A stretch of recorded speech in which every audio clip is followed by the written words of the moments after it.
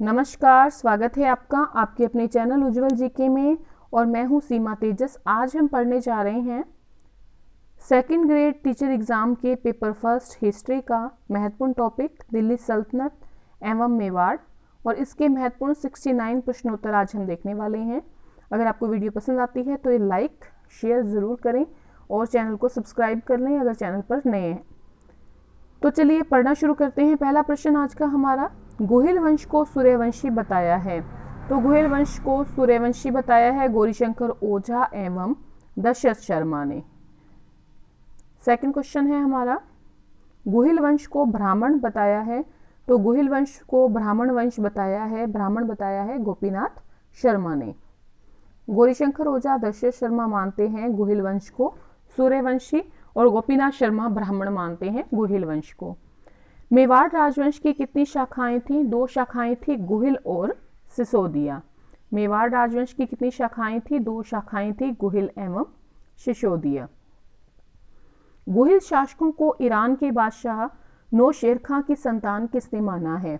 अबुल फजल ने गुहिल शासकों को ईरान के बादशाह नौशेर खां की संतान माना है।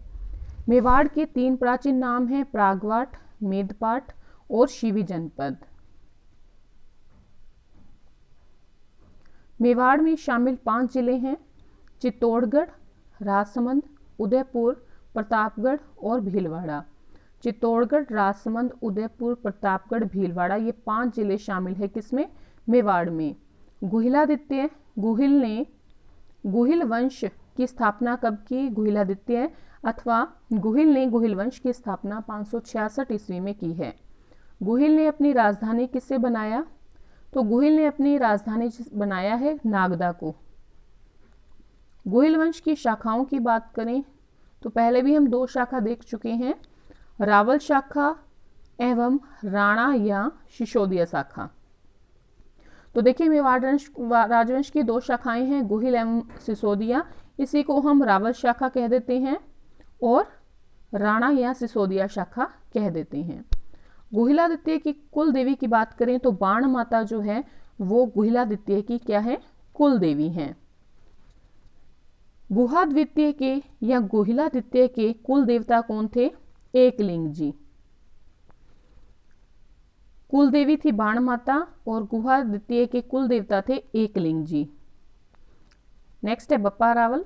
बप्पा रावल का मूल नाम क्या था? बप्पा रावल का मूल नाम कालभोज था।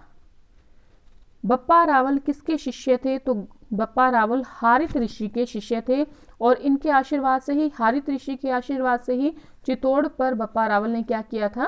अधिकार किया था। मेवाड़ की पहली राजधानी किसे माना जाता है?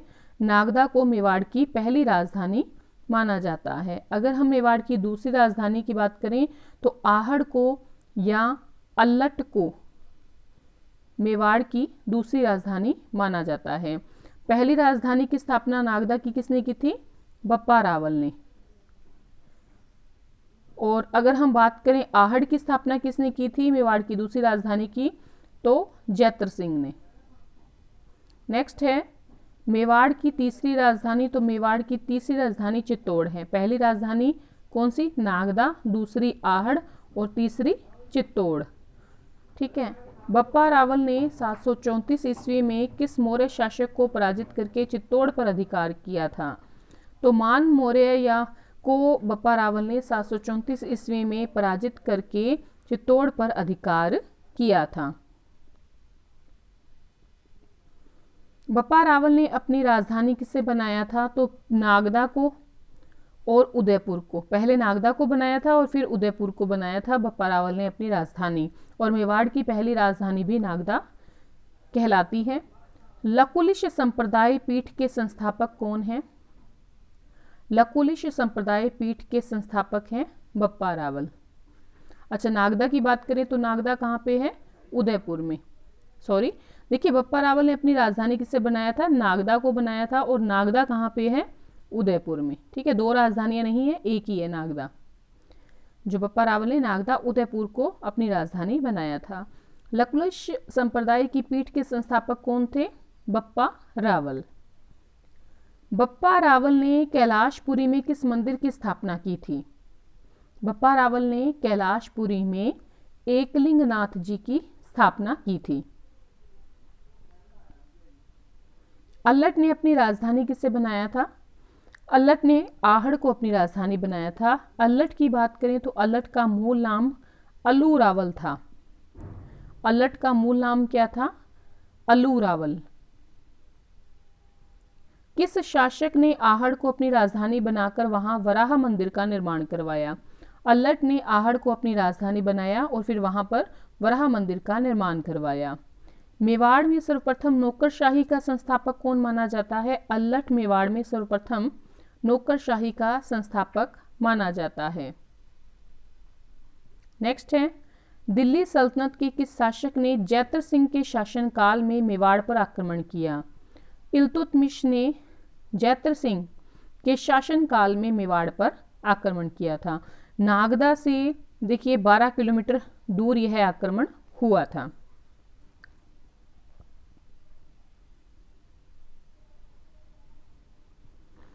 भूतला का युद्ध किनके मध्य हुआ? जैतर सिंह और इल्तुतमिश के मध्य। किस पुस्तक से हमें भूतला के युद्ध की जानकारी प्राप्त होती है? हमीर मर्दन पुस्तक से हमें जानकारी मिलती है। ये देखिए हमीर मर्दन पुस्तक किसकी है? तो जयसिंह सूरी की पुस्तक है और हमीर मर्दन से हमें भूतला के युद्ध की जानकारी प्राप्त होती है। देखिए इस युद्ध में इल्तुतमिश हार गया था, लेकिन उसने नागदा को तहस नहस कर दिया था।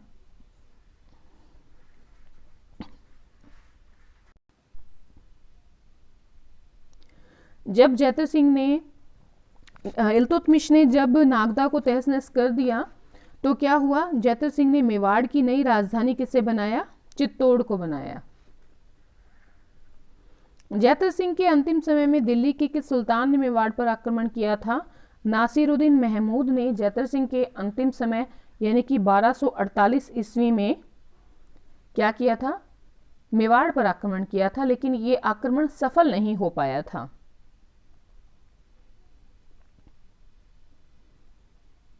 मध्यकालीन मेवाड़ के इतिहास का स्वर्ण काल कहलाता है जैतर सिंह का काल।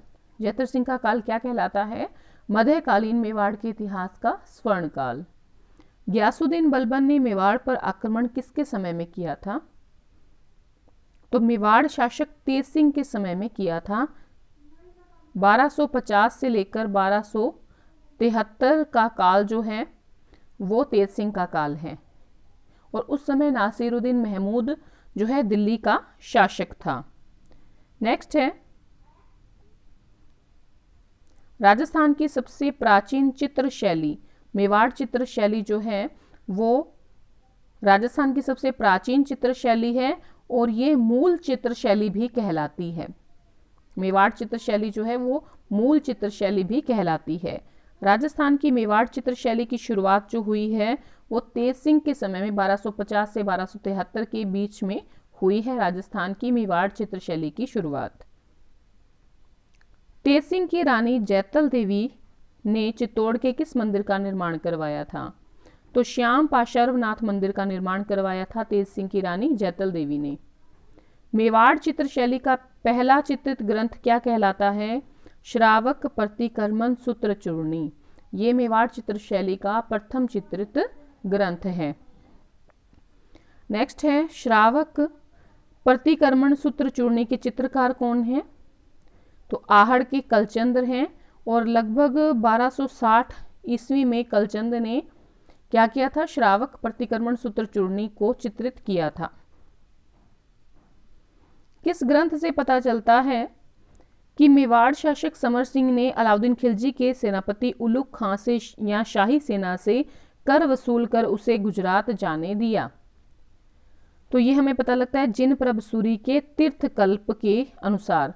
देखिए 1299 ईस्वी की बात है, ये गुजरात अभियान के दौरान जो है क्या किया गया था? समर सिंह जो कि मेवाड़ का शासक था उसने अलाउद्दीन खिलजी की सेना शाही सेना से क्या किया था? कर वसूल किया था, क्योंकि मेवाड़ के बीच में से वहां से गुजरात जा रहे थे ये लोग और इससे क्या हुआ, अलाउद्दीन खिलजी नाराज हो गया।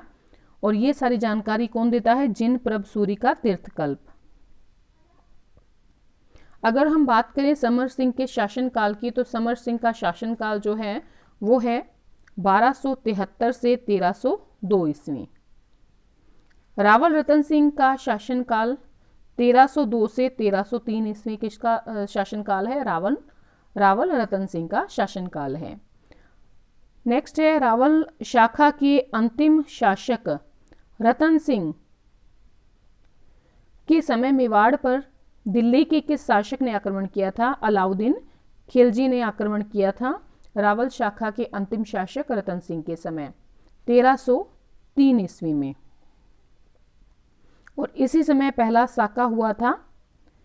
रावल रतन सिंह को किसने मुक्त करवाया था, रावल रतन सिंह को गोरा और बादल ने मुक्त करवाया था। देखिए 8 महीने तक घेरा डालने के बाद भी जब अलाउद्दीन खिलजी को सफलता नहीं मिलती तो वो धोखे से रतन सिंह को बंदी बना लेता है और बाद में देखिए गोरा और बादल जो है ये रावल रतन सिंह को मुक्त करवाते हैं। ठीक है, देखिए पद्मिनी को प्राप्त करना, साम्राज्यवाद नीति, ठीक है, चित्तौड़गढ़ का सामरिक और व्यापारिक महत्व, सुल्तान की प्रतिष्ठा का प्रश्न, ये सभी जो हैं ये इस युद्ध के कारण रहे थे। और इस युद्ध में क्या हुआ कि गोरा और बादल और रतन सिंह ये तो मारे गए थे और पद्मिनी जो है उन्होंने, रानी पद्मिनी ने 1600 महिलाओं के साथ जौहर कर लिया था। और ये चित्तौड़ का क्या कहलाता है, पहला साका कहलाता है 1303 का। अलाउद्दीन ने क्या किया, अपने पुत्र के नाम पर जो आपके ये मेवाड़ था, चित्तौड़ था, इसका नाम क्या रख दिया था, खिजराबाद। खिजर खां के नाम पर खिजराबाद नाम रख दिया था चित्तौड़ का। और पहला साका 1303 में हुआ था। पद्मावत के लेखक की बात करें तो मलिक मोहम्मद जायसी जो हैं ये पद्मावत के लेखक हैं। और अगर हम इसकी बात करें तो शेरशाह सूरी के टाइम में 1540 ईस्वी में इस ग्रंथ की जो है रचना की गई थी। और इसी में जो पद्मावत है इसी में हमें पद्मिनी की कथा जो है वो विस्तार से देखने को मिलती है। नेक्स्ट है पद्मिनी सिंहल द्वीप के किस शासक की पुत्री थी, तो राजा गंधर्व सेन की पुत्री थी। सिंहल द्वीप यानी कि श्रीलंका।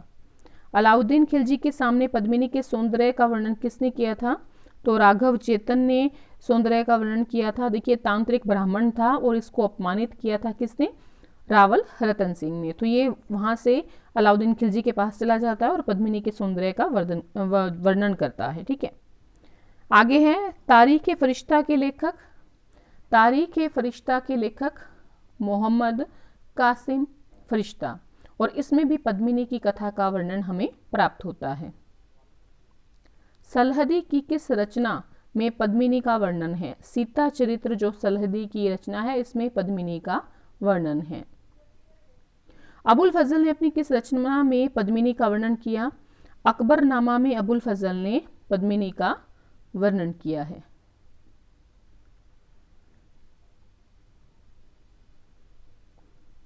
किस शिलालेख से पता चलता है कि हम्मीर ने मालदेव सोनगरा के पुत्र बनवीर, जिसका नाम जैसा भी था, इसको पराजित करके चित्तौड़ पर अधिकार किया था। तो रणकपुर शिलालेख से पता चलता है मालदेव सोनगरा, जिसको मुछाला मालदेव भी कहा जाता है, तो इसके पुत्र बनवीर यानी कि जैसा को पराजित करके चित्तौड़ पर अधिकार किया था हम्मीर ने। हम्मीर के पिता का नाम क्या था, अरी सिंह था। और लक्ष्मण सिंह जो थे वो किसके दादा थे, हम्मीर के दादा थे। हम्मीर के शासनकाल की बात करें तो 1326 से 1364 का टाइम पीरियड था हम्मीर का। हम्मीर के शासक बनते ही घुइल वंश क्या कहलाया, सिसोदिया वंश कहलाया। देखिए और यहीं से राणा शाखा का शासनकाल जो है वो प्रारंभ हो जाता है। सिंगोली का युद्ध किनके मध्य हुआ था, मोहम्मद बिन तुगलक और हम्मीर के मध्य सिंगोली का युद्ध हुआ, जिसमें हम्मीर विजयी रहा।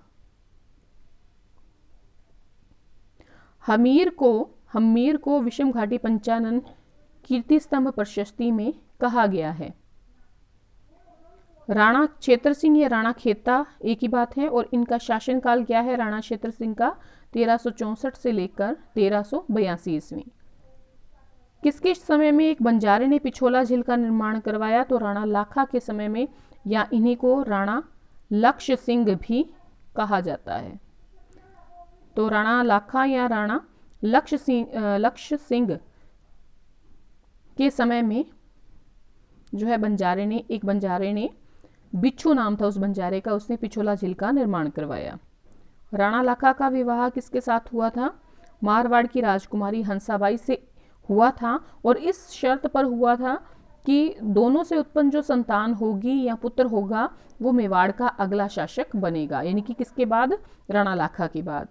नटनी का चबूतरा कहाँ बना है? पिछोला झील के किनारे नटनी का चबूतरा बना हुआ है। जावर में चांदी की खान किसके समय में निकली थी? तो राणा लाखा के समय में जावर में चांदी की खान जो है वो निकली थी। मेवाड़ का भीष्म पितामह किसे कहा जाता है? कुंवर चुंडा को कहा जाता है। मेवाड़ का भीष्म पितामह कुंवर चुंडा। समिधेश्वर मंदिर के निर्माता मोक्कल, और ये राणा लाखा की संतान थी। ठीक है,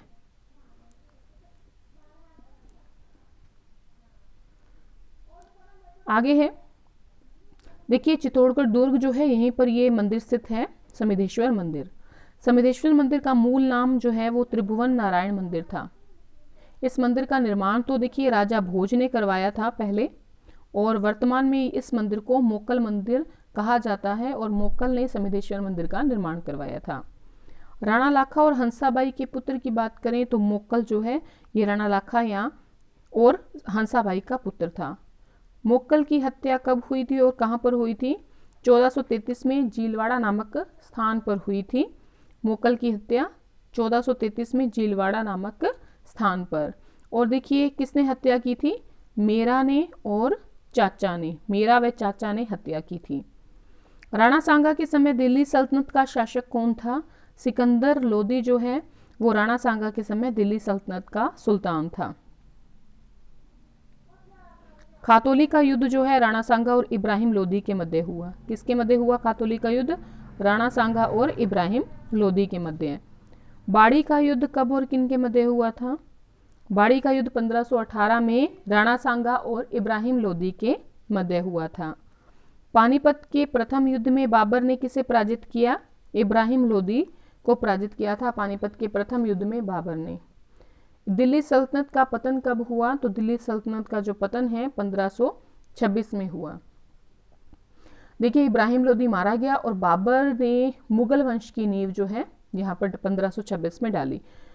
तो इसके बाद जो राणा सांगा और जो अन्य महत्वपूर्ण शासक हैं उनके संबंध पढ़ेंगे हम, राणा सांगा एवं बाबर का संबंध। ठीक है, इसी प्रकार से जो मुख्य हमारे टॉपिक हैं सेकंड ग्रेड में हिस्ट्री के वो हम देखेंगे, जैसे कि प्रतिरोध की नीति राणा सांगा और बाबर की थी, तो राणा सांगा और बाबर को एक साथ पढ़ेंगे, महाराणा प्रताप और अकबर को एक साथ पढ़ेंगे, और चंद्रसेन अकबर इन सभी ने, और राज सिंह और औरंगजेब के बीच, इन सभी के बीच में प्रतिरोध की नीति रही थी।